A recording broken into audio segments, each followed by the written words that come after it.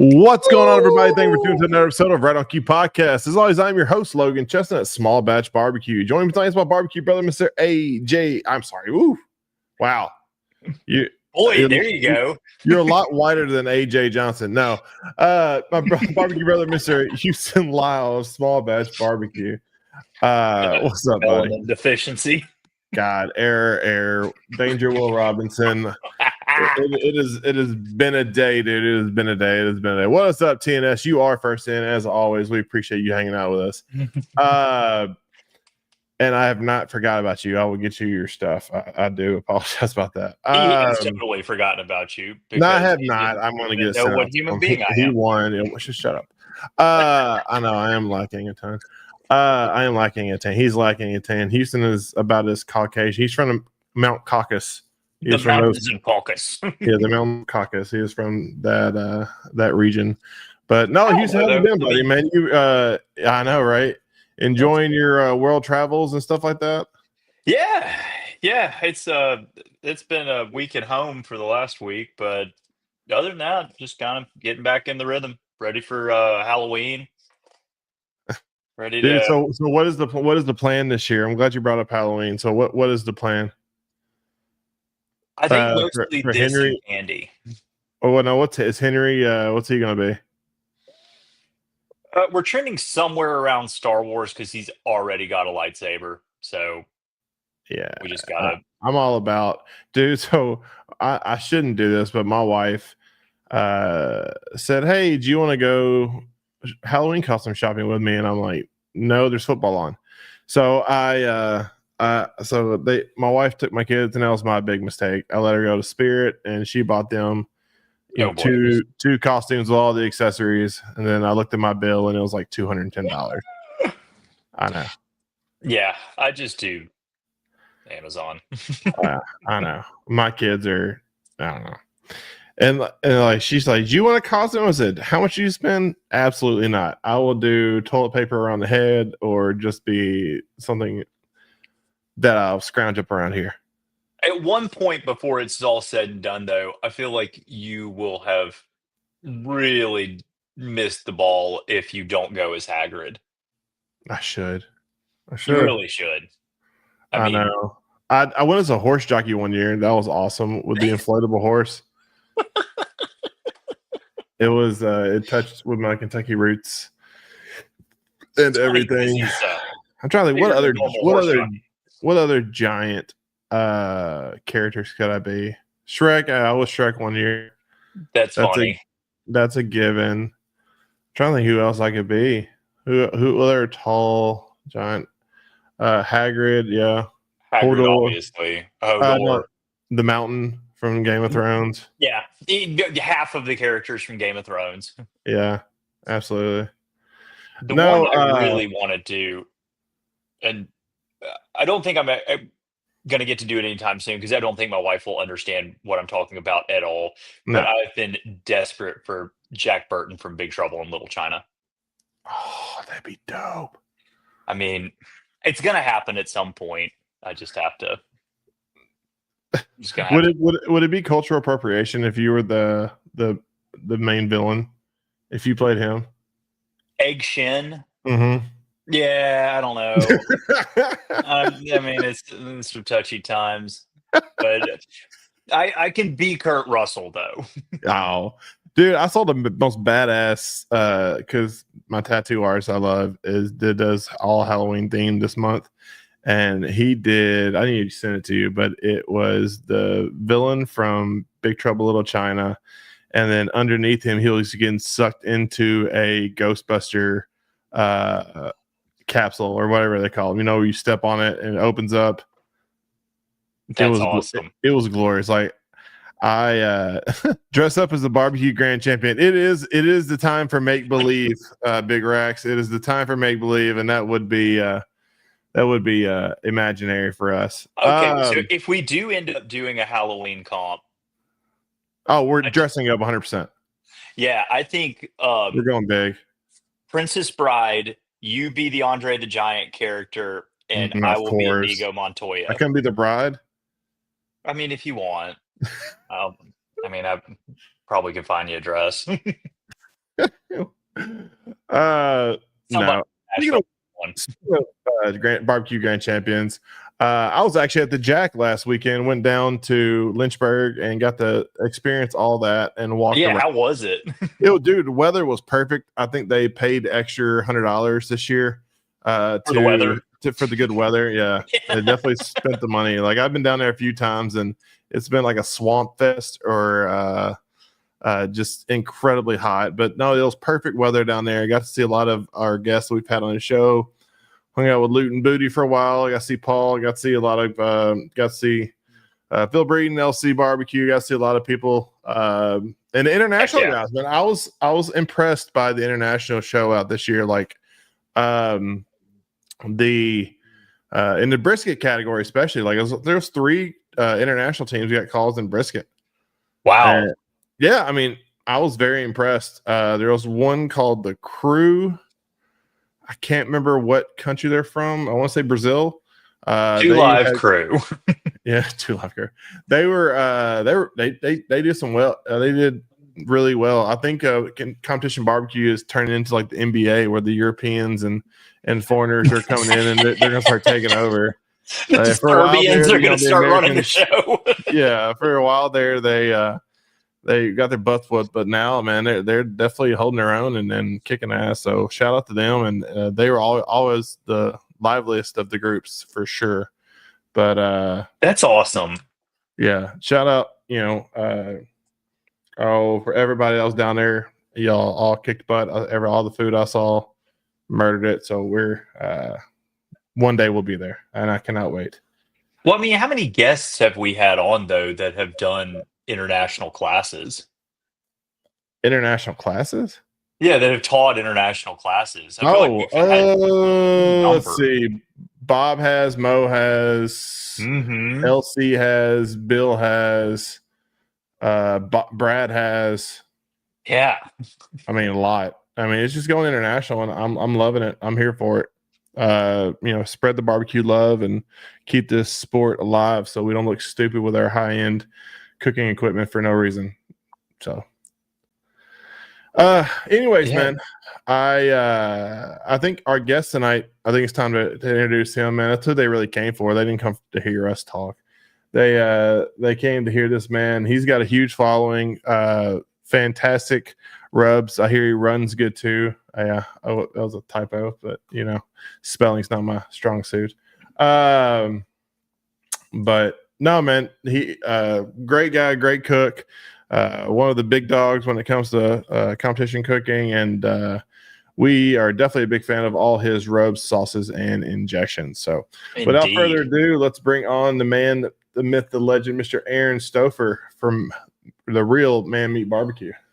What's up, fellas? What's up, buddy? I got to get this fixed. I got to get your big, beautiful face on the screen, man. That's right, man. They're not here for us. We're just the back. We're the backup for you. You're the main singer for this concert. But man, thank you so much for joining us tonight, man. We truly appreciate it. Like I said, it's an honor to have you on the show. You're definitely well renowned in the barbecue world, and I know you're a busy man, so I appreciate it. Yeah, it's been hectic, and hopefully we'll slow down when the season ends, but I doubt that. Would the season ever end truly for people like you guys? I mean, it's like, are you like Linegar who's like, I'll take 3 weeks off?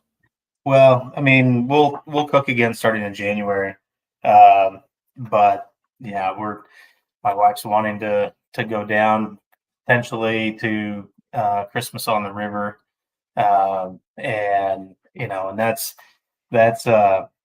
it's been one that we've wanted to do for a while, but it's just tough that time of year for us. So how close is that to Christmas? Like, I'm sure it's in December, but like, how close is it? A couple weeks ahead.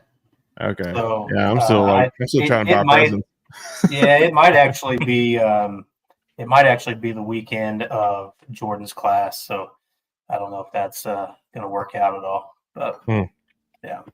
Here we go. Another reference to Kirkpatrick's class on this podcast. I need that discount code, man. I keep promoting this one for free. This is not a free show. It just doesn't run on hopes and wishes. No, I'm kidding. I was gonna say, yeah, I think it definitely it does. It does run on hopes that. and wishes in my bank account. So thank you, Logan. But no, man, that's awesome. Like you said, how long have you been doing this crazy thing we call competition barbecue? I don't know the years. Well, it's been so competing since 2014. So what's that? 11 years now, and we've been cooking since 2012. So we were doing a lot of non-sanctioned events around town, and 2012, 2013, and decided to jump in 2014. And really, though, didn't really turn it on until 2019. 2017 and 2018, we did 14 each year. But ever since 2019, we've done more than 30. With the exception of COVID, we did 28 that year, from June to the end of October. So, oh, man. So you kind of, after the initial burn-in stage, I like to call it, with the non-sanction, like a lot of us do, kick off, kind of get your toes wet. They probably did a little more drinking than you did cooking. Yeah, those I think, though, looking back, don't you think those were some of the more fun contests you did? For sure. Yeah, no, I mean, fun. They were, these events were, again, they weren't even sniffing KCBS backyard type of contests. They were just local deals, and all for fun, people's choice type of thing. So yeah, but yeah, way more fun. Just had a bunch of people, a bunch of stuff, pulling everything out of the back of the truck. So there's Mr. Jordan Kirkpatrick. There's the world champ himself. There he is. Saw him as well down at the Jack. So there's another one. Oh yeah, no, it's we've been doing that, but we came out in 2014 thinking, oh, we had really good barbecue, and got humbled in a hurry. So, but yeah, no, today though we I think we're 200 and almost 270 contests into our career. So we've done a few. That's a couple. Just a couple. But yeah, no, we'll hit 38 this year. So but it's way different today than it was before. Yeah. So let's talk about that. So like, I like talking to some of the guys, like I like to say OGs that have been in the game, what should I say? Pre barbecue pitmasters. That's what we need to say. It's like pre BP, because or when I know, I guess that's right around the same time, isn't it? Well, pitmasters, yeah, it was 2010 to 2013 or so. Yeah. I mean, in fact, that's actually what kind of got us wanting to do more cooking. Was like, oh man, I remember when I was a kid and cooking at home, and just for family reunions and things of that nature, and then pitmasters jumped on, right, and it's like, man, that'd be good to just get back into it. It wasn't even pitmasters didn't make me want to compete. It was just made me want to cook. Right. It just looks cool. Yeah. But isn't that funny though? I wonder if they ever would imagine like how many people are actually watching Cooking Network. Was that on Cooking Network, or what was it on? Was it on Discovery or Cooking Network? I can't remember what was on. Yeah, I don't remember. It was one of those two. But like, who would have ever thought all of us dudes that were looking for something to do were like, I can't play football no more, but I can do barbecue. Suppose I could cook. Yeah. Yeah, absolutely. Yeah, so, there's even running in barbecue, so yeah, indeed. The way we cook, there's a lot of running going into barbecue, and the closer we on occasion, and does it like you, like the closer you are to turn ins, the more tight you cut it, or are you pretty stringent as far as like when you do turn ins? I mean, it's I'm generally pretty good about it. We, knock on wood, we haven't come that close here recently. I think the closest we've been, it was 4 seconds was the closest to miss him. But outside of that, I mean, 12 seconds. To me, that's ages. But it don't feel like it at the time. No. I mean, it's usually I will take my walk. Even as many as we do, I'll time my walk just so that way I know, and I usually round up to about 10 or 15 seconds above that just to give me a little extra time. But and I do that because I want to keep my pork and my brisket toward the end of the window, just to keep it warm. Right. So, yeah. But no, what I was going to say is you've been cooking a long time, and you kind of see the progression of competition barbecue. Like when it started off, was people primarily cooking on like cabinet cookers or like stumps and stuff like that, or like because yeah, no, you'd see a lot of stumps, a lot of offsets.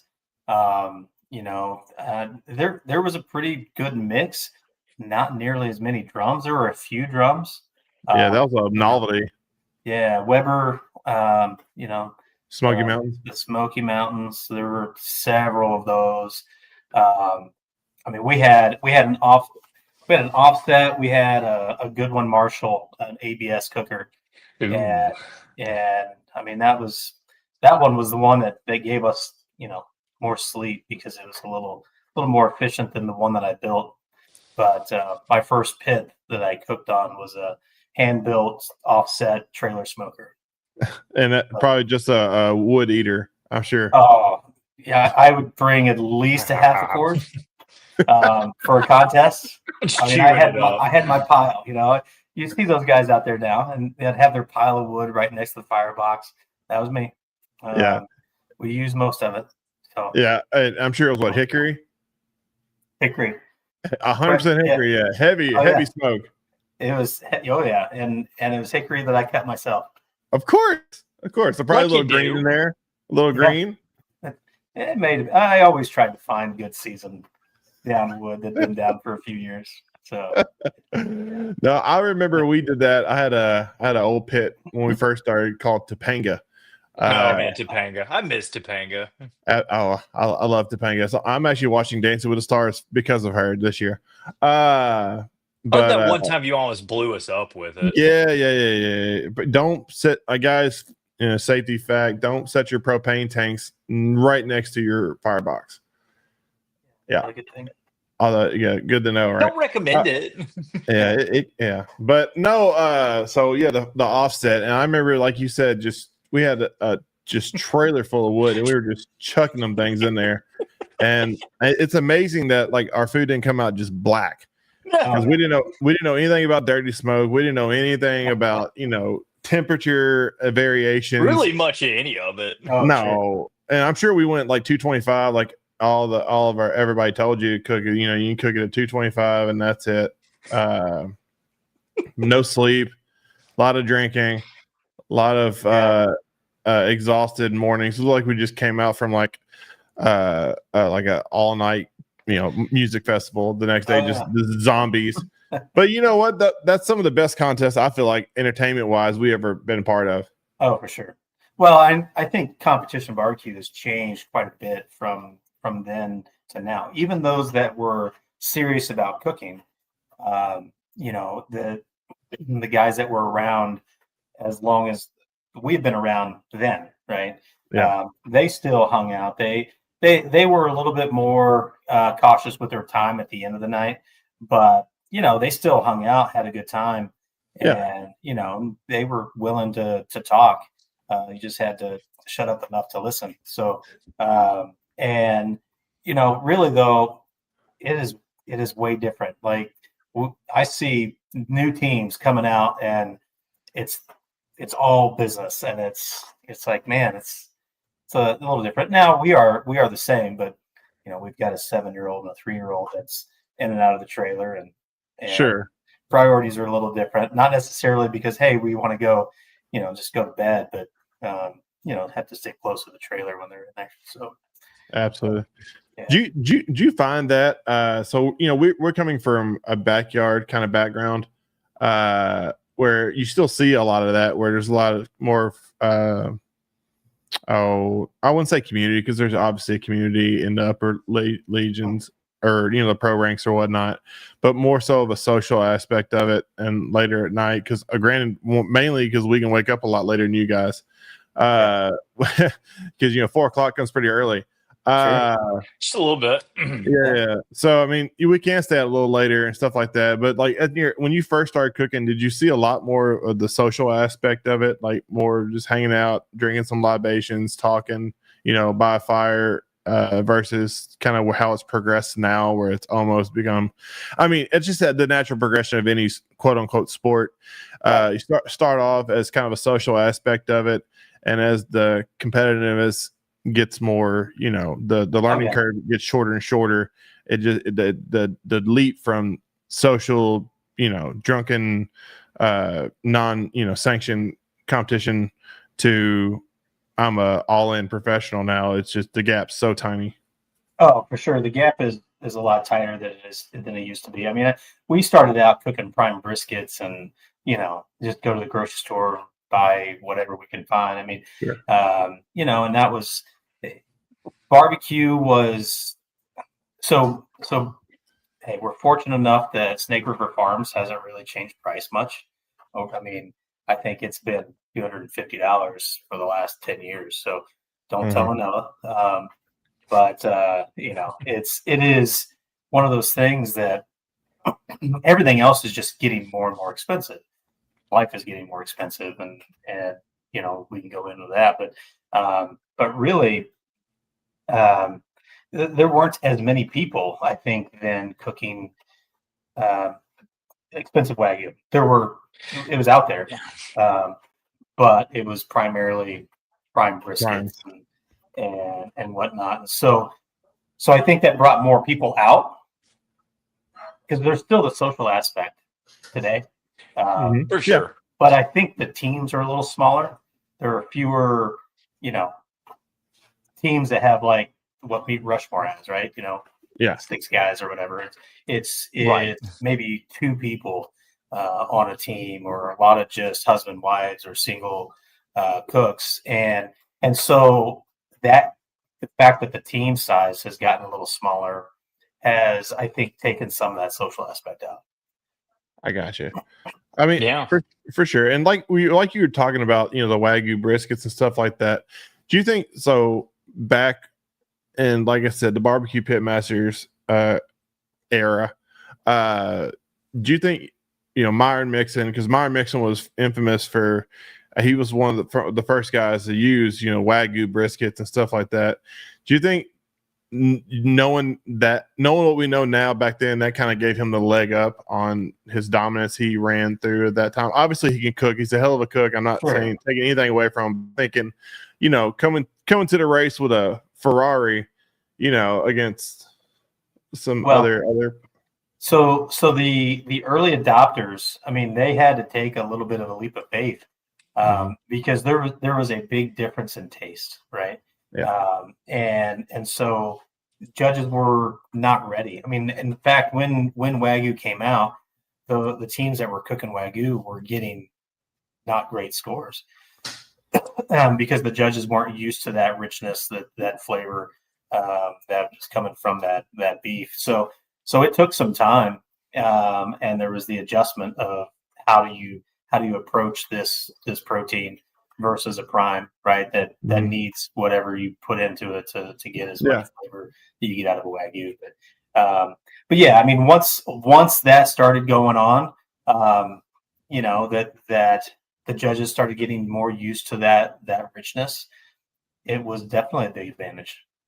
Yeah. I mean, there's night and day. I've cooked both, primes, which there's nothing wrong, guys, with a good solid prime brisket. And if I'm cooking at my house, that's 1000% when I'm cooking. I'm not cooking a Wagyu, but because I feel like primes, you get a little more beefiness, like a little more of that. But with the Wagyus, is the moisture and the tenderness. It's hard to, in the richness, like you said, like it's like I can eat quite a bit of prime brisket, but you start getting into the Wagyus and my consumption amount shrinks dramatically when Yeah. you start. yeah, And then no. on top of that, the 10 pounds of crap we put in this thing. I mean, by the time you have like 2 or 3 slices, you're like, nope, no more. Yeah. But yeah, Jordan says he likes to hang out and party, but that I tell him I refuse to. But I don't have a team wolf to run a pit. So. yeah. But no. So let's talk about that now. What's your cooking kind of situation got going on right now? What are you cooking with now? So we cook on Gateway drums still.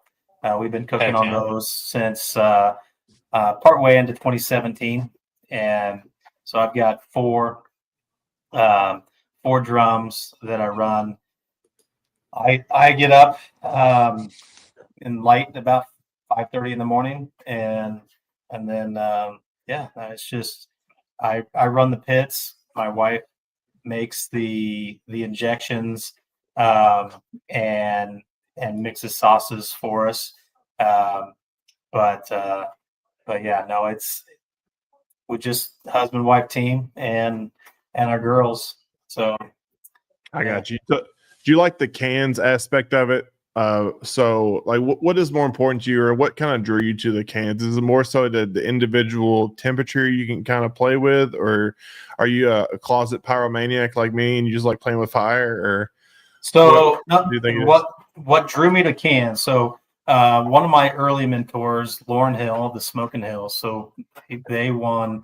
If you know the Smoking Hills, you want to talk about an OG. He's been around a long time. He's cooked. Gosh, I think when we were on our 100th contest, he was on his 300th contest. Anyway, when I was cooking on an offset, I would go to bed about 11, and I would wake up about 3. And I'd have one of my brothers-in-law would supposedly stay up and keep the fire going. When I would wake up, he was passed out. He usually had too much to drink, but no, that doesn't happen. Fire is usually out, and so we're starting it all over again. But I got tired of fighting fires, so and chasing a pit all day long, and just being completely exhausted when I was done. Nobody liked being around me at the end of the cook because I was just cranky and tired and nothing. Gross. It was awful. And so I would see Lauren walk out of his camper at 6 a.m. and light his drums. And it's like, oh yeah, exactly. It's like, well, after 8 hours of sleep, walk out, light his drums, and just win, or always in the top 5. And I'm like, there we go. that looks way easier. Why don't I do that? It was a hard thing to do because how we got into barbecue, or how I got into barbecue to me is all an art form, right? So the pit that you cook on, the flavors that you use, processes that you use, it's a way to express yourself. And so I tried to do things without using any commercial products for the longest time. And so that included the pit that I used. It was one that I built with my 2 hands. And, when I don't want to sell out and go commercial and go buy a drum, but I did. And now I have 6 of them. And, I like, okay, yeah. The equipment is part of how you can express yourself, but having good equipment is a key to consistency. Right. So, you could have made a worse decision. Yeah, for sure. Yeah. I could have done 300 contests and still have my original pit. That would have been a terrible decision. Wouldn't it have been even more impressive though if you got to have the success that you've had? Sure, it would have. Sure, it would have. But absolutely. I mean that's actually why we are doing barbecue the way we do it now, and some people would say, well, why aren't you using this? Why don't you use this in your product? In your process, and I don't know of many people out there today cooking barbecue using 100% their own stuff. And so we're not using our own cooker anymore, but we are using all of our own products. And some people may say, try to call BS, but if you're missing some Blues Hog or whatever, you're not going to find it in my trailer. Yeah. Well, dude, literally, I can think of three.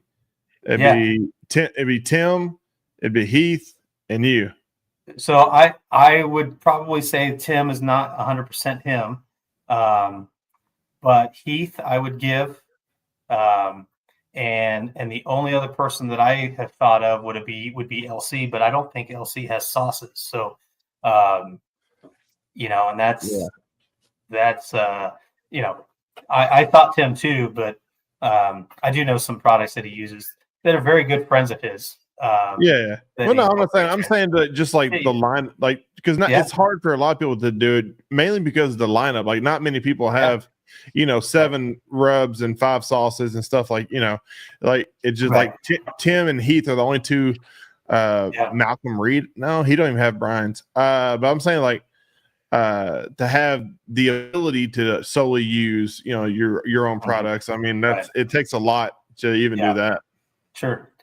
No, it does, and that's where we're a little crazy. We have a few screws loose in the head, but I mean, it's just been slow progression of coming out with our own stuff, and one of these days we'll stop. So absolutely, Myron and Cosmo, you're right, Tina. Cosmo is probably the other one I was thinking of. Sure, but who else could? Yeah, like I said, there's not many people that have the amount of product on the market that they can do top to bottom. But so I kind of want to talk to you about that because like I said, I'm a huge fan of your products and stuff like that, and I know tons and tons and tons of teams who use your products in their programs. I put the pecan on my cereal. Yeah. Look, tell me kind of where. I mean, you seem like a guy that's like, if I'm going to do something, I'm going to do it my way, and I don't want to, have somebody else do it for me. Tell me kind of how. Like, did you have a food background before kind of this barbecue, or just something you're like, you know what, I want to kind of I'm bored and I want to tinker. You seem like a tinkerer. Pretty much, yeah. I'm. I grew up, so it probably goes back to how I grew up. I grew up truly on the poor farm, and we had to do a lot of things ourselves. If we wanted things, we did it ourselves. We made it. Right, absolutely. And so that's carried on with me for still today. I don't have to do that, but I've been fortunate with my career and whatnot, but I still incorporate doing things myself when I can. And so it's just when we got into barbecue, I saw how much rubs were, and I'm like, I think I can do this. I can make this. Howdy. Or but at the same time, I will tell you, I probably have spent as much money doing it myself until this point, right? Right, you mass produce now. Right. And so when I was buying, paprika and salt and pepper and all of the ingredients individually, by the time you were losing money, I'm sure. Oh, for sure. It was not as cheap as people make it out to be. And quite honestly, if I were to do it again, I wouldn't do it. Wow. So good thing you're too far down the rabbit hole. I'm way beyond where I can. Yeah, I took the red pill, man. There's no coming back. There's no turning around. Yeah. So no, and now we started out with 2 rubs, 2 sauces, and I'm like, okay, well, that's all I need, and that'll do everything that I need to do. And then I realized that this business is a volume business, and so whether I sell a lot of one, like what Purvis does, right, or I sell enough of a lot, so that's where we are. So I mean, I got to imagine you sell quite a bit of the real, but I have always been interested, like from a volume perspective, what's the threshold where you go from red to black? Like where does it really start rolling on making your own product? As far as like batch sizes or Batch sizes, orders for ingredients that are coming in. Like I've always found that really interesting. So if you want to make your own, just to handle what you need, is that what you're talking about? Or you? Yeah. Yeah. Man, I mean, if you're using 50 pounds of a final rub in a year, maybe. Okay. But I mean, that's a lot. It's a lot. I mean, 50 pounds, you should be catering. Yeah. You got to be at that point. Yeah. So to do it in barbecue, I don't recommend doing it the way we did it. I mean, I've tried it before. Yeah. And there's always something wrong, right? It took us, I will tell you. So we started I started using our own rub in 2012, and it wasn't until 2019 that we had real success. And all of those years, the rub didn't stay the same. Yeah. Right? And I didn't even know how to mix it. I didn't have, again, I don't have a food background. I have no idea in what I was doing. I was using cups and tablespoons and teaspoons, and that's a terrible way. They need weight. Right. No meaningful experience in like seasoning packing. Yeah, I had trial and error experience, and that's what has got us to where we are today. Now, I've done it enough that I can go out, and if I have an idea of what I want to make, it doesn't take me long to get there. So yeah, I can do it with a lot years of trial and error and experience. Yeah. That was the thing I always hated about trying to do homespun ingredients, was that you could never make them consistent enough to go from one contest to another. And maybe you got lucky with the shit you made at that contest, but you probably weren't reproducing it for the next one. Sure. No, my batch sizes were baggies, right? Yeah. Sandwich style baggies. That was my batch size. You remember that shit when we used to show up with like freezer Ziploc bags and shit? Yeah. Well, no, it's and like we've talked to a lot of other guests on our show that have their own rubs and sauces and whatnot, and they're talking about when they go to the packers, that when they're making it, that's all about weight for them, and it's also like the ingredients that they had is so much better quality than what you have at home or what you mix at home. Yeah. The stuff you buy at the grocery store, those seasonings that are on the shelf. Yeah. Been on the shelf probably more than a month. They were probably sitting in that warehouse for 6+ months. So the ingredient you get is already not nearly the quality that you would get, just going to a barbecue store and getting already made rub. So, right. No, absolutely. It's kind of like growing a garden.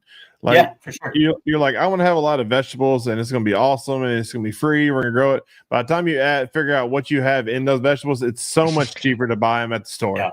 It is a $5 tomato. Yeah, exactly. By the time you get done, it's a $5 tomato, and it's underwhelming.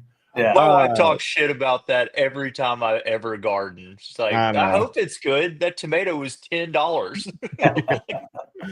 Yeah. I made it though, or God did, or somebody did. I put water on it. That's right. Hey, that's a good question. Big Rex Barbecue asks, do rubs really expire or lose their potency? They lose their potency. They don't expire. Okay. So what is your shelf life or like recommended for your product? I'll say because I have quite a few of your products that are open.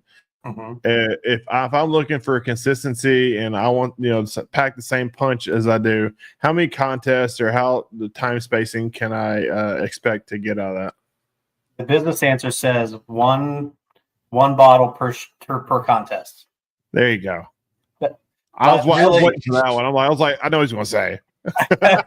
But really, get a backup too. Yeah. So really, I mean, you could spill.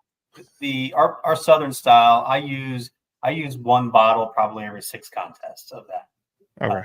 but it is, you know, if you just leave your shakers in the trailer, you know, it's not gonna last you nearly as long, right?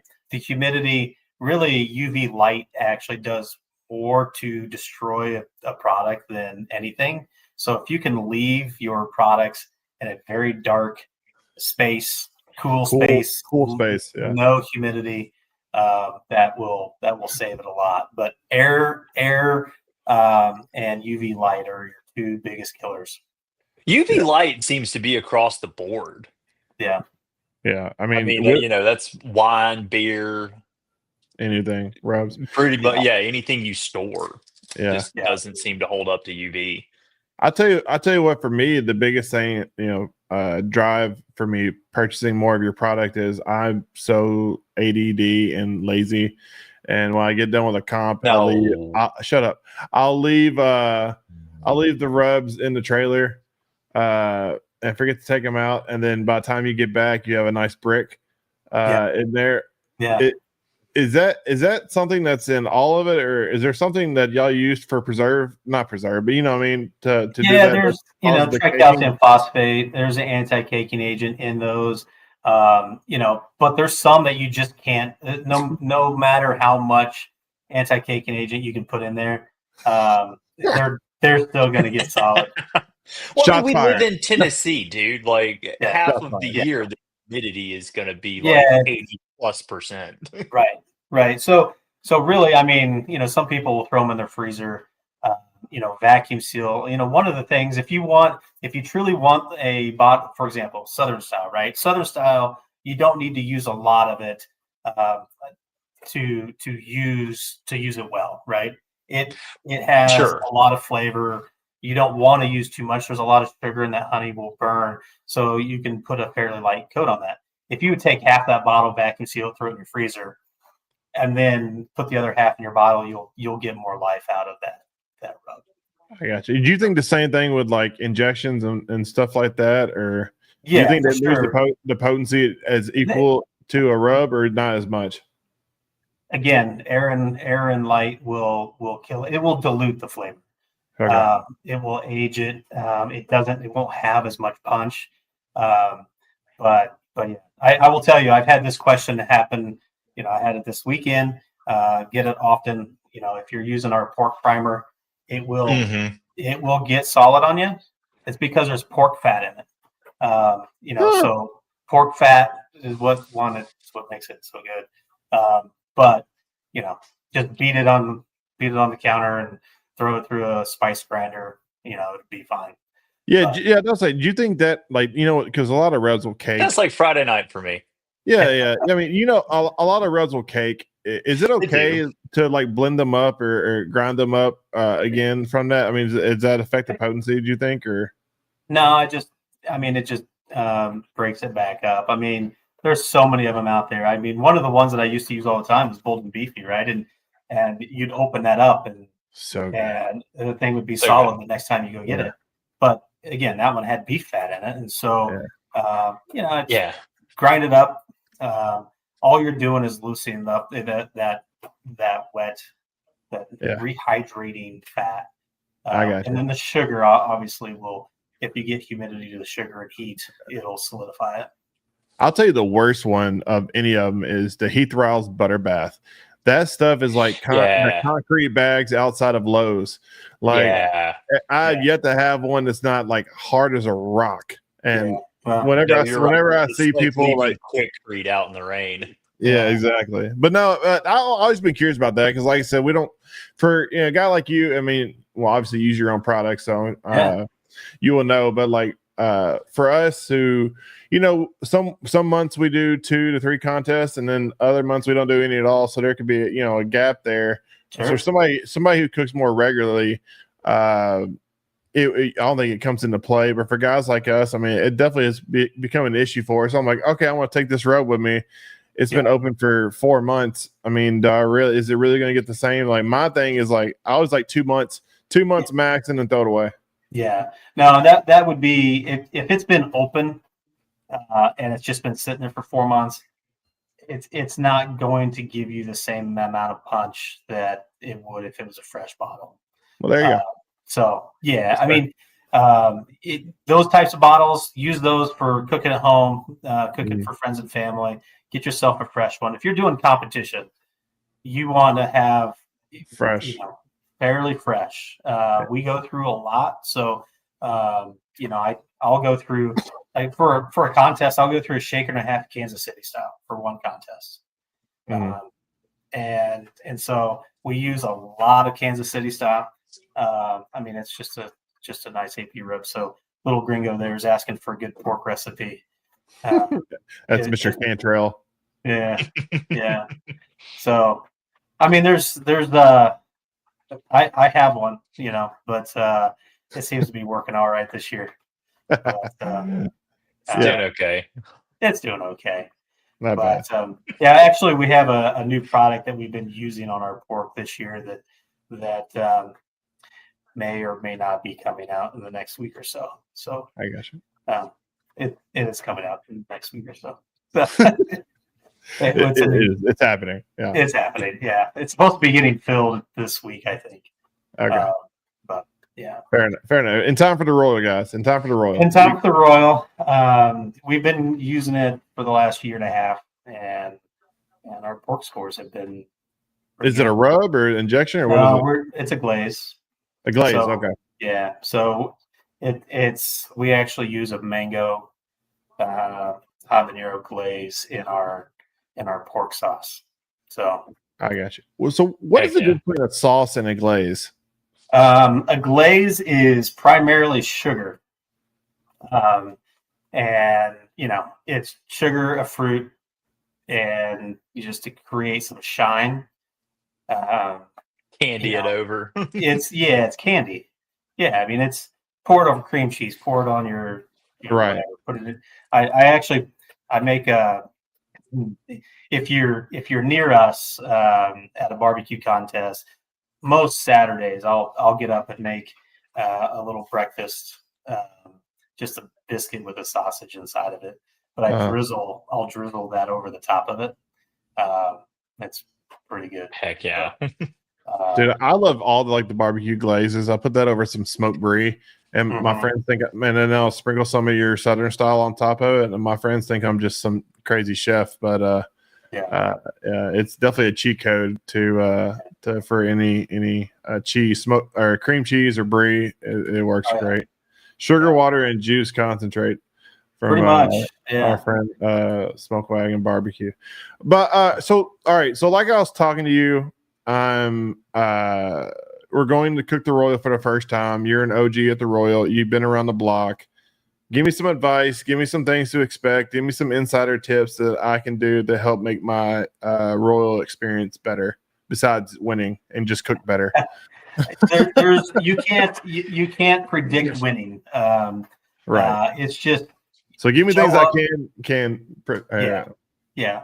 So with understanding that you're going up against 400 or 500 other people, you need to show up with the best meat that you could possibly show up with. Take your time to select it, because everybody else is doing the same. And then just cook it well and hope you hit the right table. I mean, really, it's have a good time. But we go out on Wednesday.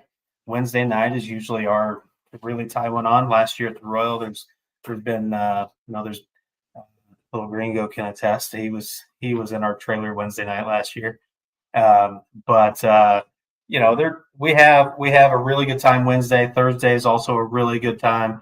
Friday is the party night, right? There's a lot of public out there walking around. It's fun to get wrapped up into that, but you don't want to go too crazy there, even if you're just cooking the open on Sunday, because Saturday there's a lot going on, but there's plenty of time to party Wednesday and Thursday, and don't miss out on all of the events. The hot dog feed for Snake River Farms, Blues Hog does a big deal They're doing wings and whatnot. There used to be, and I don't know that it's coming back, but there used to be a tenderloin feed and whatnot. But it was just teams putting things on. But those events, you want to stay tuned to when those are. I don't ever really remember when they are, if they're Thursday or Friday, but there's something usually going on each day. But take time and try to just walk around and take it all in. It's really difficult to do because it's huge. It is massive. But then absolutely time your walk. So it can be a long walk. Yeah.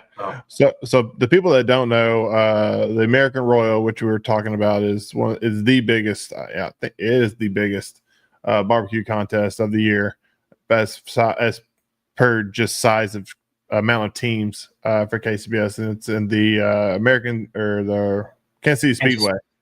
Up in Kansas City, Missouri. So was it 400 teams last year? Yeah, it was 460, I think, something like that. Yeah, so the biggest year was 600. Yeah. Can you imagine? I always wonder this, like the residents of Kansas City, because I mean, there's 400 people, probably a lot of can cookers like you times 4. I mean, you're looking at over 1,000 smokers that are going at once. I mean, that city's just got to be looking like it looks like, is Willie Nelson in town? Like, what's going on? This smoke coming out of the Kansas City Speedway. Yeah, no. If you get up, so if you're cooking on Sunday, get up on Saturday before the sun comes up. Go to the top of the stands and just look at the smoke hovering over the infield. It's the field of dreams. It is amazing. It is a sight that it is the sight you just don't ever get to see that anywhere else. But having it in the infield of the Speedway is just really cool. And you can see all of it, and you just get this cloud of smoke right over the top of the entire Speedway. Yeah, I cannot wait. It's like I said, I haven't got to cook a lot this year because of a lot of new personal stuff I've been dealing with. So that is something I've told my wife I'm doing, and I can't wait to do it. Yeah. But anyways, so going on, I want to talk a little bit about your products and about what you kind of got going on. So you have, like I was saying, you have 7 rubs as of right now? 4 rubs. 4 rubs. Yeah. So 4, these 4 right here. And then there's 3 primers. So the primers can be used as rubs, right? Our injections, we don't put phosphates in. And I actually have used them as a rub. Beef primer is great on burgers and steaks, and go on your brisket before you rub it with Texas style. So that's where those have come from. For all of those that love our home style, our primers were based off of home style. Okay. So we used the very first primer, poultry primer that I made. I dumped a bottle of home style in a bowl and added some sugar, and that was the only thing I did. Now that's not what poultry primer is today. I've tweaked it to make it make sense as a brine, but that's how it started. I got you. Yeah. So we have cool. four rubs, and we're working on a couple others that are not barbecue. That I actually, my dinner was one of them. It's really good. I got you. But little Hispanic flair seasoning. Okay. Fajita seasoning stuff. I definitely, like I said, I always thought like like every barbecue guy says, I want to have my own rub, my signature rub. And Houston, I want to ask you, because I mean, Aaron, obviously you've been there, done that, But Houston, not non-barbecue rub, because I mean that's a given. You're going to do a barbecue rub, but if you could do multiple rubs, one barbecue, one non-barbecue, what style would you like to go? So for me, I've always been a huge fan of like any of the Cajun styles. Like I was going to like, say that probably would be the more of a Cajun style or the Fiesta style. Like the Fiesta style is obviously really fun too, but something on that side of the game. I wish for competition barbecue we could be a little more original and bring a little more flair to our recipes and not have to cook to a certain flavor profile. What is something you wish you could use in a barbecue contest that obviously you're not able to? Like what kind of flavor profiles would you like to throw in there? Say on your chicken or something like that. But whereas you know it wouldn't score, but they taste really good. Aaron, is that for me? Yeah. So actually, the one I'm working on. We eat a lot of Mexican food, so I really like cooking a lot of different Mexican food. So fajitas or whatever. So I've actually, the one that we're working on, I mean, it's the one that's like, it's the rub that I would want to have and cook with and eat with on a regular basis. One, that's why we're making it. But it's I would venture to guess it's in the line. It's like a Mexican mojo. Okay. Yeah. So, it has some citrus notes to it. It's got some, a lot of herbaceousness to it. Do you have any chocolate undertones? No chocolate. No, it's that's more of a mole. So never mind. Yeah, that's So mojo is going to be more citrus and herb flavor, right? Yeah. So there's like a right. Caribbean mojo versus there's different even segments and factions of that. So was it someone out there Blanky's dying? Yeah. But that's what I would love to just put that. I'd put that on some chicken and grill it and just get a nice crispy skin on it. Like I said, I wish I remember watching some of the earlier episodes before they went more of a chop style of barbecue pit masters. And, they had some people like I think there was a girl from California had a little flair to her, and people like the Volts, Smoking Volts barbecue out in the West Coast. You can be a little more advantageous with some spice out there. I mean, have you cooked West Coast before? No, we haven't been out west. That's the one part of the country we really haven't been. Yeah, like in Texas, that they can take a lot more pepper, a lot of black pepper. Yeah, out west, the word on the street is you can be a little more heavy handed with some spicier, some different flair style barbecue. And I think our poor little judges here, they just that'll blow their palate out. They'll be taking Tums for days. They'll be taking Tums for days after if we did anything like that. But yeah, if that brings me back to another question I wanted to ask you. So you've been cooking KCBS for a while. Yeah. Is there anything? So say you're a Rod Gray and it was a dictatorship and not a committee. What is one thing that you think you would like to see change or improve upon with the KCBS? Oh, you're gonna ask that question, huh? I mean, don't be too diplomatic about it. I mean, I have my opinions, but I quite honestly listening. Quite honestly, I mean, you have 14,000 people on. I mean, that's So, and climbing. Thank you guys. Yeah, absolutely. I mean, quite honestly, though, the thing that KCBS could do is run the organization more like a business and less like a hobby. Yeah. Or boys club. Yeah. So, that's fair. that would be the number one thing that we could do that that would standardize. I mean, one, just standardize it from no matter where you are. And they say, oh, we have a manual and we have these processes, but different reps do different things at their contests. Yep. The turn-in process is different at different contests. How boxes go back. Once the boxes are back, there's slight differences. Again, none of that should happen. It should all be the same no matter where you go. Don't listen to Cantrell. So yeah, definitely don't put him up on the kite runner. Yeah. No, I ran for the board one time and it didn't make the ballot. So I have no interest.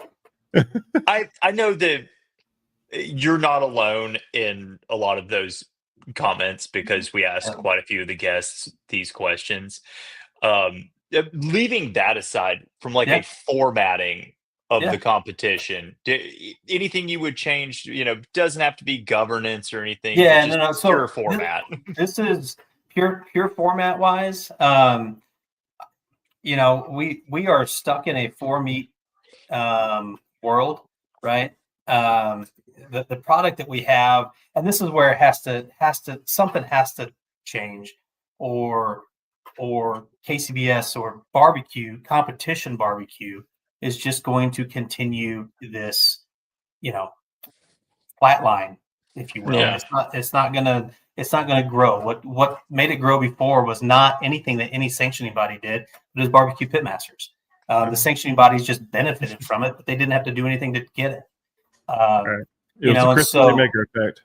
Yeah. So unless KCBS steps out and changes the game, or another sanctioning body step in to really shake it up and change the game, it would make sense that KCBS does it because they are the largest sanctioning body, right? And the one that people will pay attention to if it does happen. So just really doing something to shake up barbecue. It's not necessarily anything about the backyard versus the Masters or anything of that nature, but it's the reason the chase is what it is because KCBS set the game. Sure. Yeah. People are playing the game. Yeah. And if they don't want this result that we have right now, then you need to change the game. Yeah. It's sounding a lot like, KCBS comparative, say, golf. KCBS is the PGA. They've been there forever. They're a sanctioning body. But we're looking for the LIV. We're looking for somebody to come in here and revolutionize. And I think to a point, Fred has something going on down there in Texas. Well, I think he does. But here's the thing. Here's what I think. And kind of talking about Lil Gringo's little, if bass fishing and cornhole can be on ESPN. I was just about to say something about that. We need to be on ESPN Yocho. Well, here's why competition barbecue can't be, right. Nobody wants anybody in their trailers. It's secret society. It's I don't want to step outside of what I do because the game is set. I'm chasing points. I'm here to cook 4 meats, nothing else, and I'm done. Right. I think what it's going to take is an outside party to use the sanctioning bodies, not just one, but across the board. If you can get somebody to utilize all of the sanctioning bodies to create that live experience, right? The LIV experience, and start doing some creative things that way, now you're going to have something that you're going to have something that could be appealing to TV. And if it's appealing to TV, then you can start getting sponsors and not just rely on a membership standpoint to, fund whatever. But yeah. I've had some ideas that I would love to do, but it wouldn't be necessarily at any one sanctioning body. It would be utilizing all of them and make, find out who wants to cook and be a real pitmaster and know how to do all of it. Right. Absolutely. Right. That's kind of some of the thoughts I've had in the past were like, why not let's roll dice for what order we turn this shit in on. Yeah. Yeah. And you show up, Friday night not knowing what order any of your turn-ins are going to be in. Or what about you have 3 meets and the fourth one is based on whoever the sponsor is they Yeah. choose, and you have to cook it to be able to be in the GC running, right? Bingo. Surprise, So motherfuckers, it's a duck. right. It's like, you still have the four meets, and it could be right. Right. Yeah, Doug Kerr has a point. I mean, high school barbecue is doing this, right? They have grilled cheese, they have steak, they have chili, they have pork, they have ribs, they have chicken, they have so many different things, and those are quicker cooks. That's something that you can do. I think pulling in high school barbecue in with the sanctioning bodies and could really be something. If you want the bass fishing and cornhole situation, get on ESPN Ocho. We can. There's the start, Ocho. right? That'd be awesome. Figure out how to create. The pro-am isn't between the Masters and the backyard. Pro-am is between, the teams that are out competing and the high school teams that are just starting. Yeah. No, although I don't relish the thought of getting tooled up by Steak Princess again. She's tooled up quite a bit of us.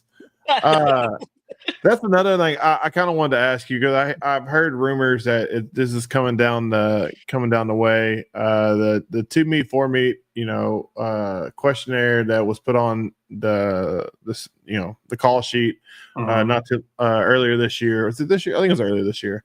What is kind of your opinion? So from the backyard aspect of it, I've heard their side of it. What is kind of your idea as one of the the more well-traveled pros as far as 4 meet 2 meet format versus pro backyard? So the whole term of backyard cooks. I mean that they're professional cooks. Don't let the term backyard fool anybody. It is just as good of a competition cook as any master series, if you want to separate, right? I think it's one of those situations. I get rid of the terminology backyard. To me, backyard is what I started in, non-sanctioned cooking for people's choice, those types of things, right? When you start getting into the sanctioning situation, that the backyard as what it's meant. It's the beginner league or whatever it is. Yeah. Okay. Don't minimize it to people who don't know what they're doing. It's so that's my take on it. If you want a 2 meet and a 4 meet, that's fine. I think that with our current situation, if you want world champions, and this may ruffle some feathers, but the world champion should be able to cook all 4. Sure. No, absolutely. And there's nothing to take away from those that go and cook ribs and chicken, and but those are the 2 easier meats to cook. They're also the shorter cooks, and not going to take anything away from anybody there. Some people don't have the time to go cook. Yeah. 4 meat, right? Yeah. And they want to be involved. And I think you or just don't want to buy a Wagyu brisket. Right. Yeah. Just don't want to have to spend the money, or don't feel confident enough yet to go let competition keep funding the next one. Sure.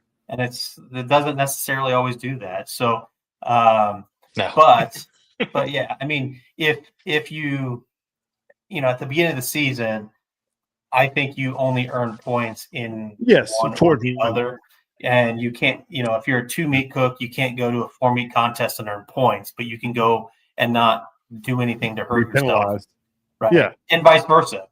Yeah. I always thought that was so stupid that And I thought the limit was so low, the threshold was so low for a backyard team to be declared, lose their eligibility, and have to cook 4-meat pro all the time. Because majority of the guys, especially in the Alabama section that we cook in, like those guys, I mean, you pull to the comp down there. I mean, they're great cooks. They're all excellent, on par with every. And the rigs, like there's the same rigs that you see at a pro comp. It looks. I mean, there's no difference. Indistinguishable. I've seen some backyard cooks from the southeast that look like they could be on Bassmasters. They're sponsored up. They've got so many different logos on their shirts and rigs that are we have a pretty good sized rig. I've seen bigger even in the backyard. So but that is that term is not something that lines out with what you would think backyard would be. Sure. Well, my main thing is like a lot of them, I know certain people, it's a financial aspect. They want to do competition barbecue. They just can't afford to go week in and week out and spend $1,000 on protein that it takes to do in the pros. But I also know guys that have cooked pro back in the day. They lost their eligibility, but now they're not trying to chase. They're not trying to do the big things. They just want to go. And there's more backyard local ones around them that they're not eligible for because of that. So that's why I think if they remove the threshold of like, you can only cook X amount of pro comps, and then you lose your backyard eligibility, or if you win a pro GC, you lose your eligibility and stuff like that. I think that kind of handicaps the growth of the professional side of it, because it makes people scared to take a swing because they're like, oh crap, if I do 2 more, then I can forever.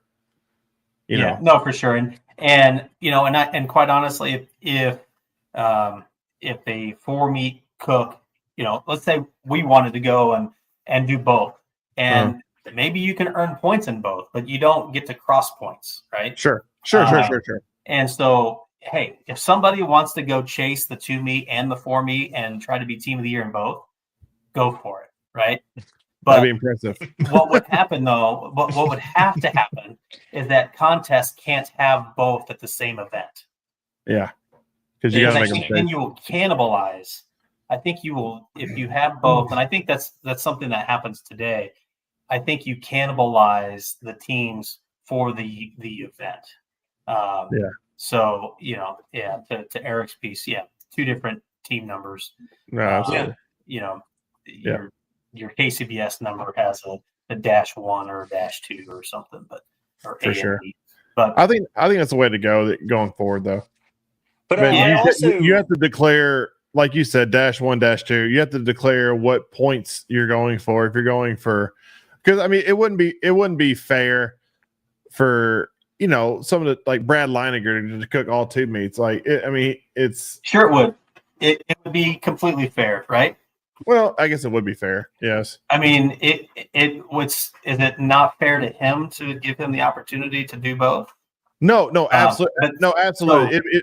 You're right. No, I retract my statement. It's 100% fair. It wouldn't make sense for him. People are like, well, I'll use him as an example because we all can admit he's one of the greatest of all times. But a lot of the backers, someone like that is super intimidating for them coming into their realm.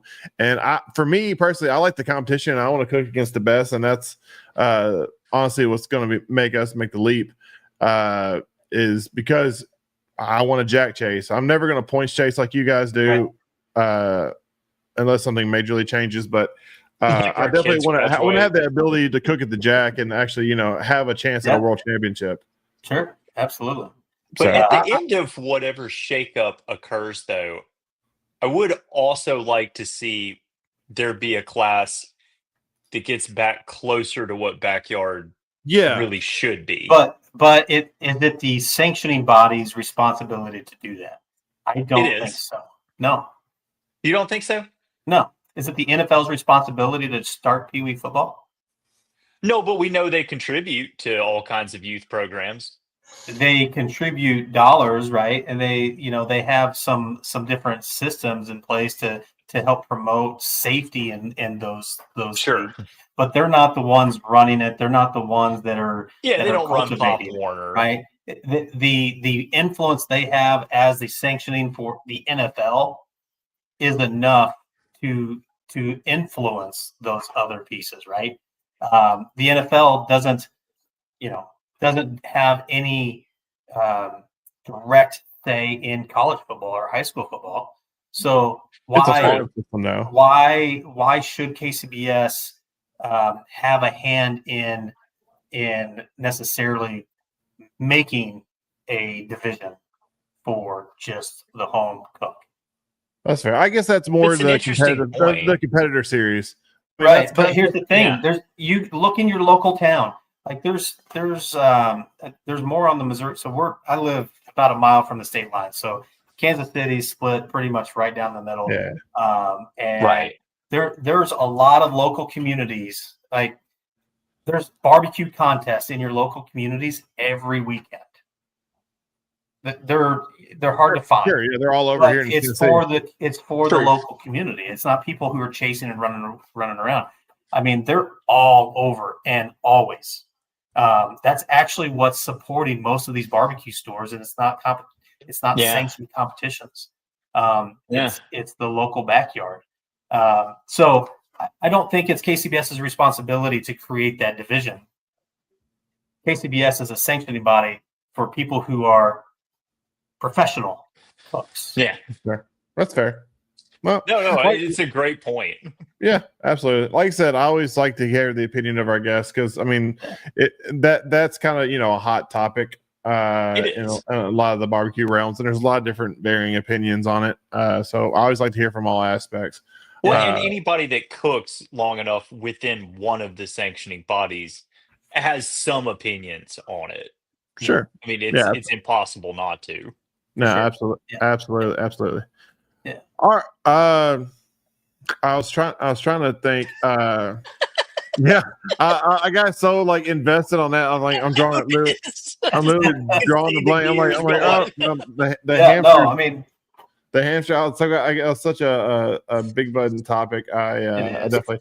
Here's something though. I wanted to. We'll go a little lighter though. One thing I always like asking our guests is, if you have a meat Rushmore of people that has influenced you in the barbecue world, or just people you think in general in the realm of barbecue should put up on a statue in a mountain, who would your top 4 be?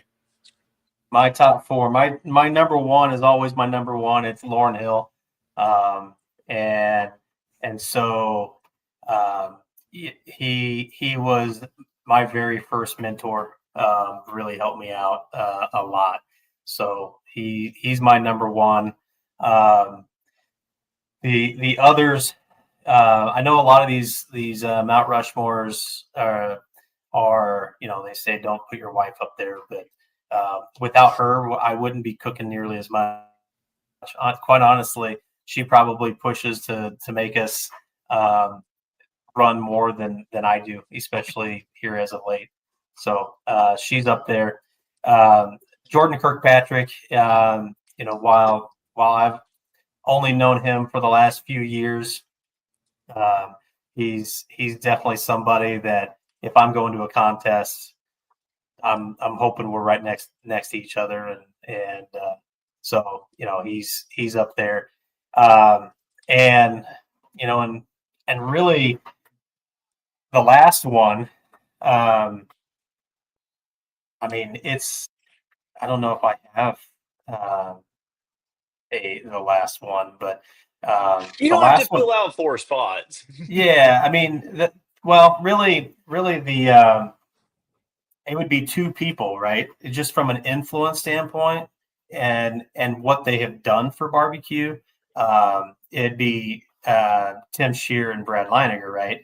So you kind of, for the longest time, they were always together with Barbecue League, and then the amount of teaching that they've done in barbecue, which is why barbecue is harder today than it's ever been, are because of Jordan Kirkpatrick and Brad Leininger and Tim Shear, and putting out the quality content and classes that they do. So that would be from an influence standpoint, at least in this part of the country. That's fair.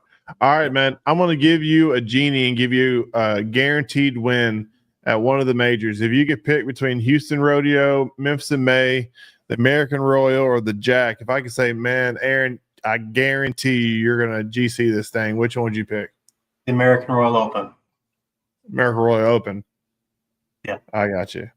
I'd ask the genie for a year like QU at the American Royal. If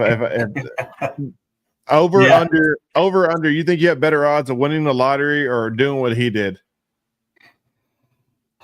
Man, it depends on the lottery. Is it scratchers? I mean, yeah, because that's the funny thing about Powerball is that the odds never change. Yeah. Right, the odds never. Well, they do as they keep adding more numbers, but okay, that's the only way that they change, though.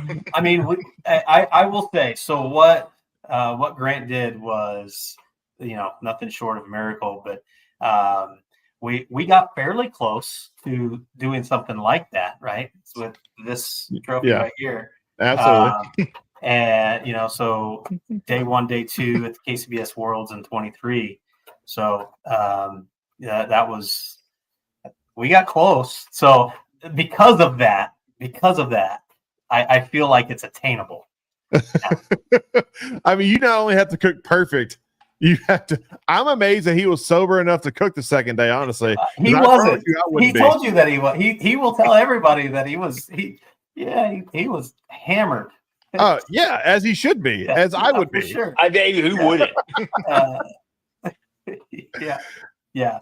And to still cook perfection is even more impressive. Oh, for sure. Yeah. I think we'll probably get a 720 before we have a back-to-back Royal champion again. Yeah. And I'll last question before I get to one of your topics. Do you think, or has there ever been a perfect season in KCBS? Because Brad Leininger's on his route to perfection. Has there been that before that I don't know about, or is this going to be the first year if he makes it? So if you deem a perfect season as somebody sweeping all, there has been one. I don't think it was, to me, a perfect season would be max points in all 4 plus the overall, and that has not happened. But 2019, Boomerang won the overall in all 4 categories. It's the only time it's ever been done. Yeah, he didn't get the GC. He did. He got it all. He got everything. Yeah, but he didn't get the absolute max points for Team of the Year though. He got for Team of the Year overall. Yes, he got 2850. But I'm saying 2850 in all categories as well. I got you. That would be to me the perfect season, right? The perfect. Yeah, right. That would be the perfect. I got you. There's no low judge toss out. Fair enough. Well, man, I know we want to talk about it before. Like I said, speaking of the American Royal, you got something going on that I definitely want to touch base on. I can't wait to get one myself. Tell the people what you got going on, man. Yeah, so every year we always do a shirt for the American Royal. Last year's we had, basically a sugar skull pig or Dia de los Muertos for Halloween. This year, with the Royal leading into Veterans Day, we are using our shirt to kind of honor the men and women of the military. We have military green American flag shirts that are American Royal exclusive shirts. You can only get them through us, through our website. We have pre-orders until this Friday, so which is the 17th. And every shirt that we sell, we're donating $5 per shirt to Operation Barbecue Relief's Camp OBR, which, if you don't know what Camp OBR is, they have this camp at the Lake of the Ozarks dedicated to first responders, military, and those who have, suffering for PTSD and things of that nature. And just to kind of help rehab and get them back into society. But they mix barbecue with the veterans. and it's a great program. And so I want to make that donation as big as I can. And so we're basically donating all of our profit and to Camp OBR. So would really like to see more of those. So we're doing pre-order only. I may have a few extra at the Royal that I can sell. Daniel, it's therealmanmeatbbq.com where you can get it, and in our shop. So that would be the web address. But it's all pre-order, and if you're not going to the Royal, we are shipping out the week following. So we have t-shirt hoodies, as well as just regular t-shirts. So Nice. Those are the best. They're, I mean, as long as they're sleeveless, like old Robbie Hager style. Oh, you can take the sleeves off, but yeah, no, they're military green, and I think the hoodies go up to 3X, and I believe the t-shirts go up to 4. So, awesome. And where can we get them? He just told you. He said the realmanmeatbbq.com. Just making sure we got the kite runner up. Yeah. Eric Watts. Looks like Eric's. Look at Eric's got it up in the comments. I got you. Okay.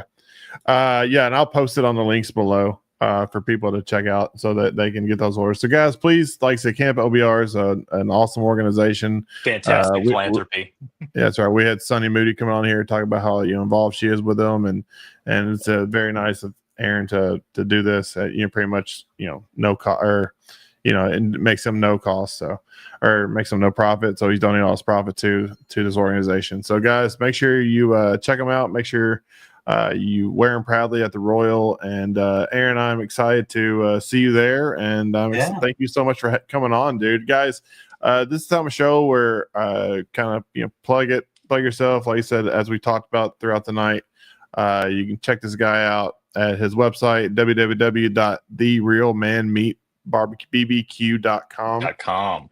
And if you're not using this guy's sauces and rubs, what are you doing? I mean, it's like do you want to win, or you just want to be subpar? So, guys, make sure you go and buy this guy's products. You can buy it on his website and also some barbecue supply stores throughout.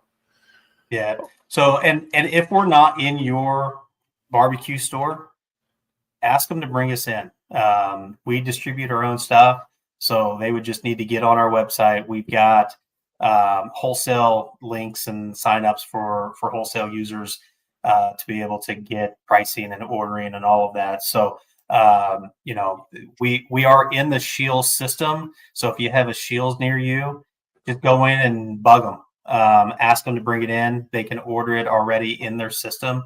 And so that's probably the biggest box store that you'd be able to get it through. But you won't find us on their online because we're not in enough of their stores to be online. I got you. So, but we are in their system. But yeah, absolutely. Well, man, Aaron, thank you so much for coming on the show, and I want to thank you for actually helping support some of the backyarders that I know personally. With the products, you definitely show love for both sides of the field. So we appreciate what you do, and we appreciate everything that you're being here tonight. So and these hoodie t-shirts look hot. Yeah, Houston don't really wear them. To sell shirts, not business people be sad. Yeah. They are. These look good. Yeah, they're really comfortable too. So absolutely, and it's getting fall. It's getting fall, y'all. Pumpkin spice is in the air. So make sure you get this. Grab you a nice pumpkin spice latte and come on down to the Royal and support a good cause. Yeah, so we're if you're ordering them, they will be available for pickup at our site at 440 at the Royal, probably Thursday or Friday. I mean, really, just come by anytime and whatnot. So if we're not there, we're probably out and about. But come back again. Come back again. Yeah, try it later. So I will have everybody's who's doing it for pickup. I will have them there. yeah, little gringo. If we can get a little dime bag, maybe I can get in a Dollar General. So, but yeah. So 440, and then if you're not going to be there, I know somebody mentioned this. I want to reiterate this: if you're not going to be at the Royal, just select shipping, and I will ship them out the week following the Royal. So, and you will still have them, and you'll be able to wear them year round. So, yeah. Awesome. Am I frozen on y'all's end? Yep, absolutely. Fantastic. You are. You are. But all right, Aaron, thank you so much for coming on the show, dude. I appreciate it. And I will see you here soon, man. I look forward to seeing you in person at the Royal. Sounds good. We'll see you. All right, take care, buddy. All right, Hootie. I want to talk to your face. That's so pretty. You look mean, dude. You got like a resting bitch face going on right there. Well, I was trying to figure out how to order one of these damn shirts, and then I looked over and I was like, "Oh my god, I'm frozen up." It's all good.